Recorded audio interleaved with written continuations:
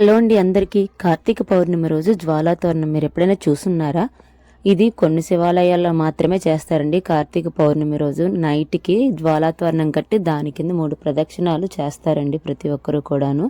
దాని కింద శివుడు పార్వతి విగ్రహాలతో కూడా 3 సార్లు ప్రదక్షిణం చేస్తారండి. అలా చేస్తే ఈ సంవత్సరం మొత్తంలో ఎవరు చనిపోయినా సరే ఆ ప్రదక్షిణం చేసిన వారు డైరెక్ట్గా స్వర్గలోకానికి వెళ్తారండి. నరకంలో యమద్వారం అయితే దాటాల్సిన అవసరం లేదు. దీన్నే యమద్వారం అని కూడా అంటారంట పురాణాల ప్రకారం. ఎవరైతే కార్తీక పౌర్ణమి రోజు ఈ జ్వాలాతోరణం కింద 3 ప్రదక్షిణాలు చేస్తారో వాళ్ళకి సంవత్సరం మొత్తం దీని ప్రభావం ఉంటుందంటండి. ధనాభివృద్ధి, ఆరోగ్య, ఐశ్వర్యాభివృద్ధి కూడా కలుగుతుందని చెప్తుంది. ఇది పురాణాల ప్రకారం మనకైతే వస్తుంది. ఇంకొకటి ఏంటంటే దీనికి వేరే కథ కూడా ఉందండి. పార్వతీదేవి శివుని కోసం ఈ జ్వాలాతోరణం కట్టి ఎందుకు చేస్తుందో చెప్తాను. ఇదైతే మాకు సంబంధించిన శివాలయంలో మా ఏరియాలో ఈ విధంగా ఫస్ట్ ఆకాశ దీపం అయిన తర్వాత స్వామివారికి ఇలాగ బయటికి తీసుకొచ్చిన తర్వాత ఊరేగింపుగా గుడి చుట్టూ 3 ప్రదక్షిణాలు చేయిస్తారండి. అక్కడికి వచ్చిన భక్తులందరూ కూడా ఇదే విధంగా ప్రదక్షిణం చేసిన తర్వాత హారతి ఇచ్చి దిష్టి కొబ్బరికాయ తీసిన తర్వాత జ్వాలాతోరణం వెలిగిస్తారండి. ఈ విగ్రహాలతో పాటుగా 3 సార్లు అందరూ కూడా ఆ జ్వాలాతోరణం కింద తిరుగుతారు. అది పైన మంటలు వస్తూ ఉంటాయి.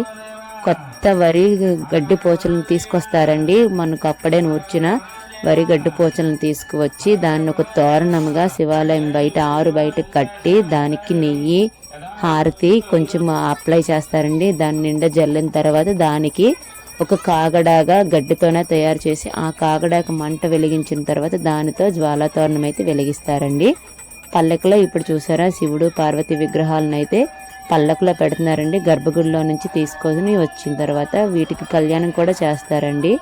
మా శివాలయంలో ఈ విగ్రహాలనే ఉత్సవ విగ్రహాలను కూడా పిలుస్తాం మేము. ఈ విగ్రహాలను చూసారా, ఇప్పుడు వీటికి దిష్టి కొబ్బరికాయతో దిష్టి తీసి హారతి ఇచ్చిన తర్వాత జ్వాలాతోరణం కిందకి వెళ్తారండి అందరూ కూడాను. ఓం నమ శివాయ, ఓం నమ శివాయ అంటూ కైలాసానికి వినపడే విధంగా అంత గట్టిగా మనం ఓం నమ శివాయ అని శివనామ స్మరణ చేస్తూ ఈ జ్వాలాతోరణం కింద ప్రదక్షిణాలు అయితే చేస్తారండి. ఇది చాలా అమూల్యమైనదండి. దాని నుంచి వచ్చే బూడిద ఉంటుంది కదా, గడ్డి పోచల నుంచి గడ్డి కాలిన తర్వాత దానిని తీసుకుని వచ్చి మన గడ్డి వాగుల్లో కానీ పొలంలో కానీ లేదు అనుకుంటే బీరువాలో, మన హ్యాండ్ బ్యాగ్లో, వ్యాలెట్లో, మన వ్యాపారం జరిగే ప్లేసుల్లో దానిని దాచుకుంటారండి. దాని ప్రభావం వల్ల మనకి ధనాభివృద్ధి కలుగుతుంది అనేది గట్టి నమ్మకం అండి. ప్రగాఢంగా అందరూ నమ్ముతారండి. గర్భగుడి చుట్టూ చూసారా ఈ విగ్రహాలను ఊరేగింపుగా తిరుగుతున్నారండి.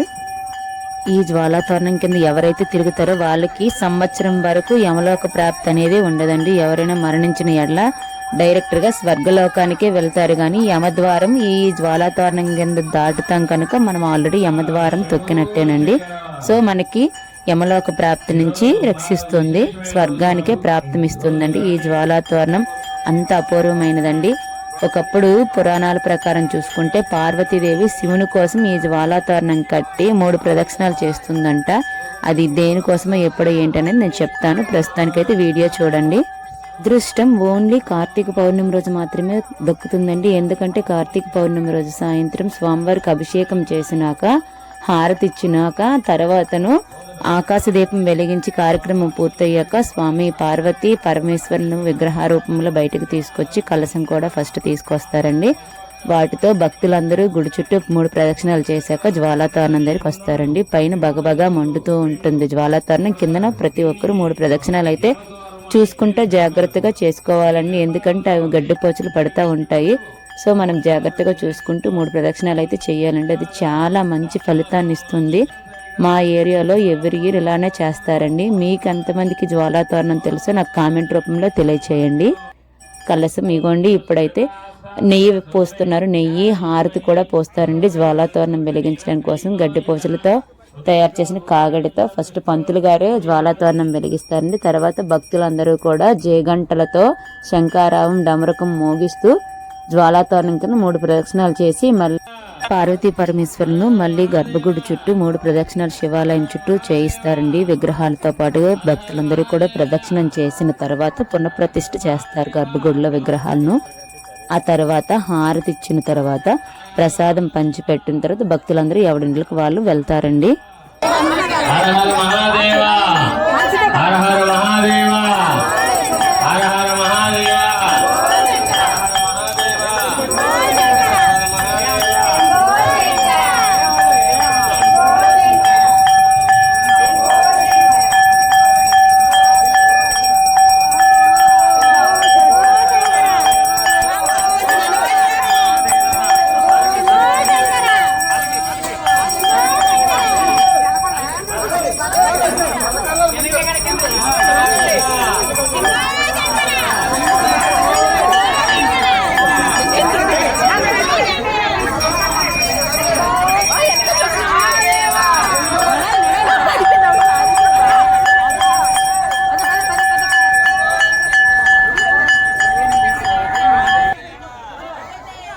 పల్లకితో తీసుకుంటే పైన జ్వాలాతోరణం తగులుకుంటుందండి. అందుకని విగ్రహాలని పల్లకిలో నుంచి తీసేసి ఇంకా చేతులతోనే పట్టుకుని ప్రదక్షిణం అయితే స్టార్ట్ చేశారండి.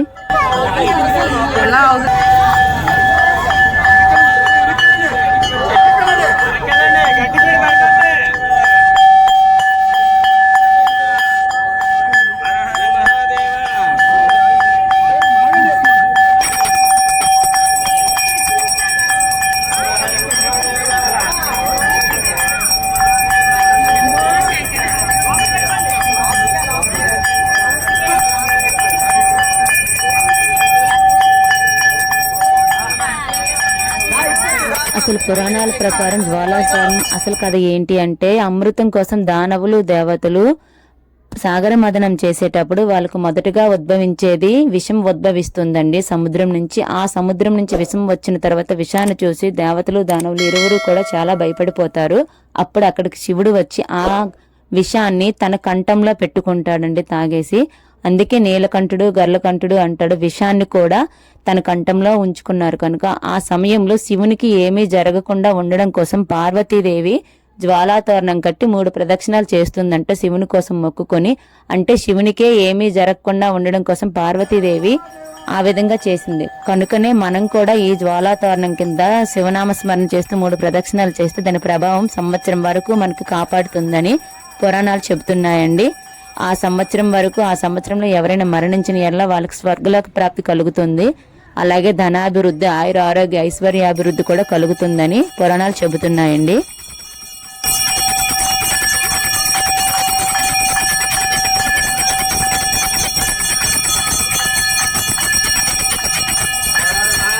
ఈ విగ్రహాలను పునఃప్రతిష్ఠ చేసిన తర్వాత హారతి ఇస్తున్నారు. హారతి ఇచ్చిన తర్వాత తీర్థ ప్రసాదములు కూడా ఇస్తారండి. ఇంతటితో ఈ కార్యక్రమం అయితే పూర్తవుతుంది. మళ్ళీ సంవత్సరం తర్వాతనే ఈ కార్యక్రమం జరుగుతుంది.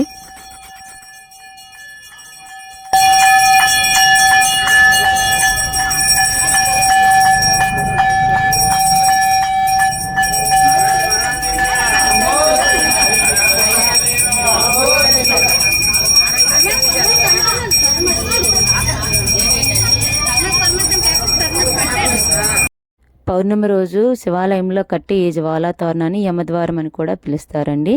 నాకు తెలిసినంత వరకు వీడియోలో మీకు ఇన్ఫర్మేషన్ అయితే షేర్ చేశాను. మీలో ఎంతమంది ఈ జ్వాలాతోరణం కింద 3 ప్రదక్షిణాలు చేస్తున్నారో, మీలో ఎంతమందికి జ్వాలాతోరణం తెలుసో నాకు కామెంట్ రూపంలో తెలియచేయడం మర్చిపోవద్దు. నా వీడియో మీకు నచ్చినట్లయితే లైక్ చేయండి, షేర్ చేయండి, సబ్స్క్రైబ్ చేయడం మర్చిపోవద్దు. ఇలాంటి మరిన్ని వీడియోలు నేను ఏమైనా చేయాలి అనుకుంటే నాకు ఎంకరేజ్మెంట్గా ఒక లైక్ అయితే వేసేయండి. ఓం నమ శివాయ. అందరికీ కార్తీక పౌర్ణమి శుభాకాంక్షలు.